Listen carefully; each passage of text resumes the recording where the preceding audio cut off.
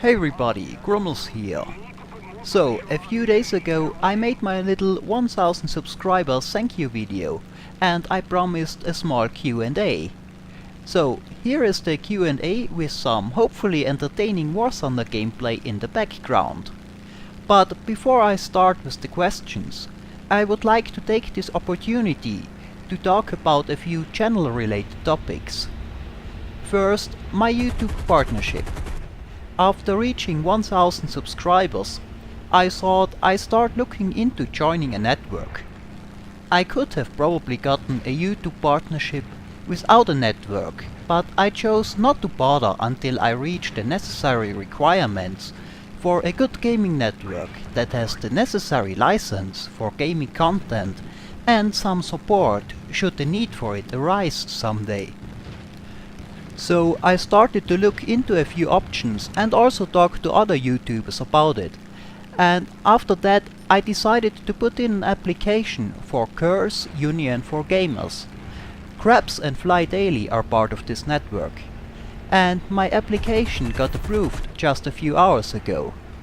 Now I don't know how long exactly it will take for the channel status to switch over, but I expect that to happen in the next few days.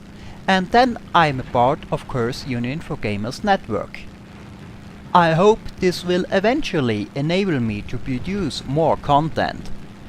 Now, the second thing I wanted to talk about real quick is other games on my channel. I am of course a gamer and I have been one my entire life, so I play a variety of games and genres. So currently I am thinking about what other games might fit my channel next to War Thunder. One game I will most definitely cover in the future is the upcoming space sim Star Citizen. Always since my early gamer days, there were two genres I had a real passion for. Flight sim, both action sims and realistic ones, and space sims like X-Wing, Free Space, or of course the Wing Commander games.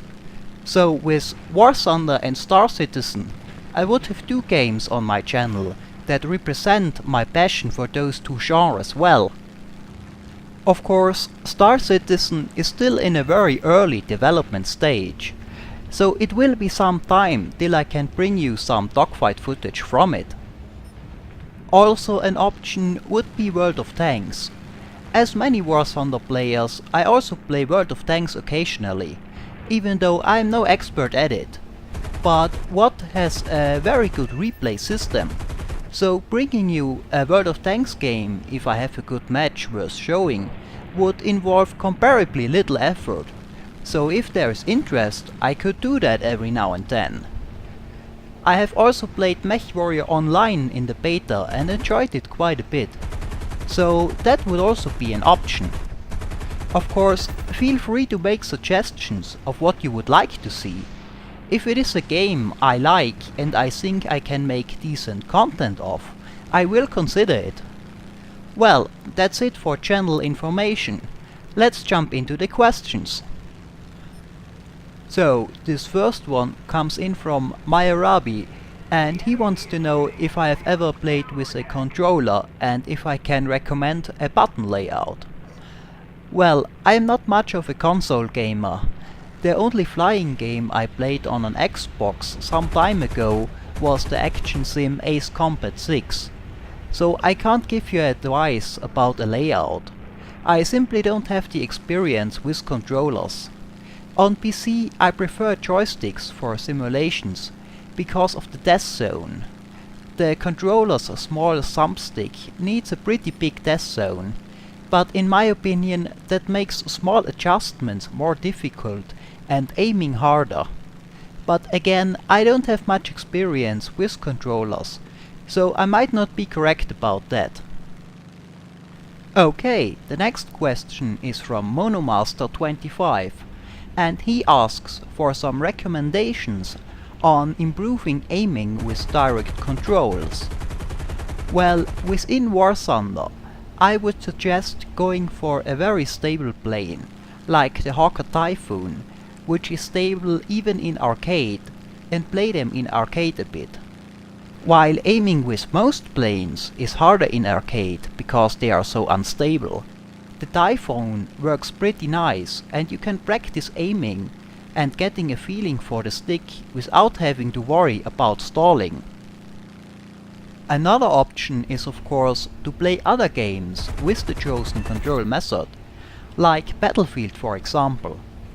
That might come as a surprise to some, but I think I got most of my skill with a joystick, from flying planes in Battlefield 1942 and later Battlefield titles, with my old Sidewinder Precision Pro joystick. Simulations like IL-2 taught me about stalling, energy fighting and so on, but the ability to aim somewhat precise I got from playing Battlefield 1942 on the old dogfight servers, like Storm the Front Coral Sea or Botanische Garten Gazella. Sure, games like Battlefield have a simple, or even next to no flight model, but aiming is not really about realistic flight models. It's about the ability to automatically make the small corrections with your stick to make your crosshair go where you want it to go. And you don't need a fancy flight model to train that. An action game like Battlefield might even give you more opportunity to improve your weapon accuracy, even though it will of course do nothing to improve your flying skills, like stall prevention. So let's move on to the next question. I Am Extra wants to know what my favorite nation to play in War Thunder is. Well, that's hard to say.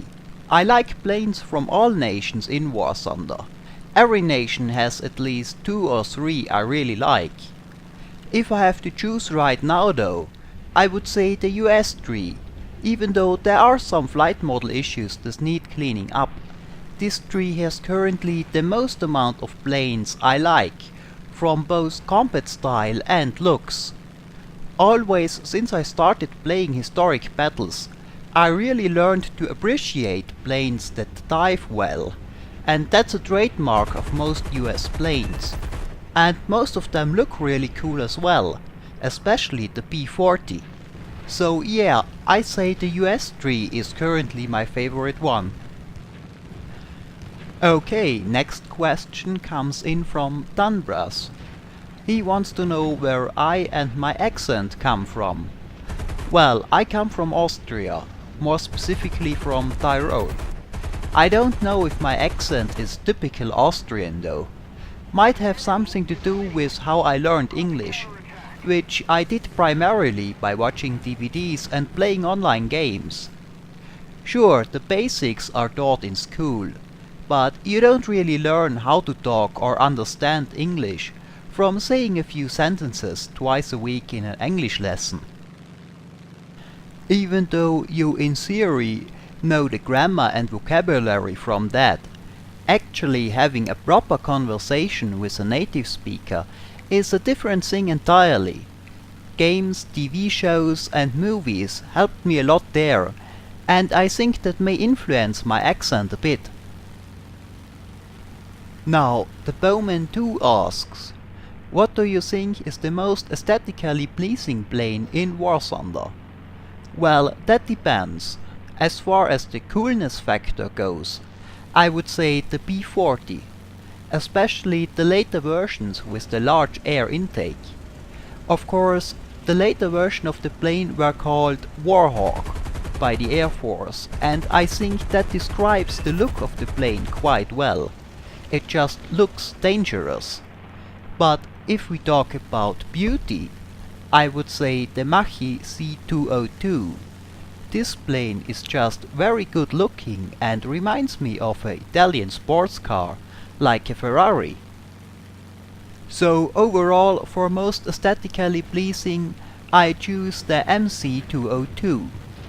Now, the last question for this Q&A comes in from Dimitri Avalak, and he would like some information on boom and zooming zeros when they brake turn and at what angles to dive and zoom climb at. Well, zeros are of course very good at evading dive attacks with their great turn rate. What I often like to do when I have enough of an energy advantage is to loop around and go in for a second attack, hopefully before the opponent expects it and is ready for it. And I don't just do this with Corsairs and Zeros, but in a lot of similar situations with other planes as well, if the energy difference is large enough to permit it.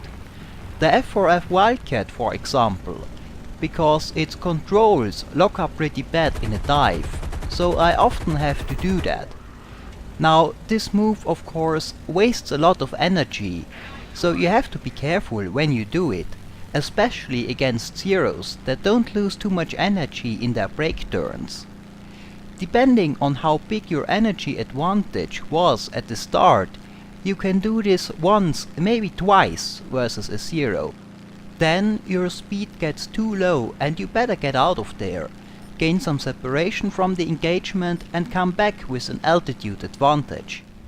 For the dive and climb angles, this really depends on the situation and the desired effect. As for the dive, I don't have a specific rule. I just dive at whatever angle I need to attack my chosen target.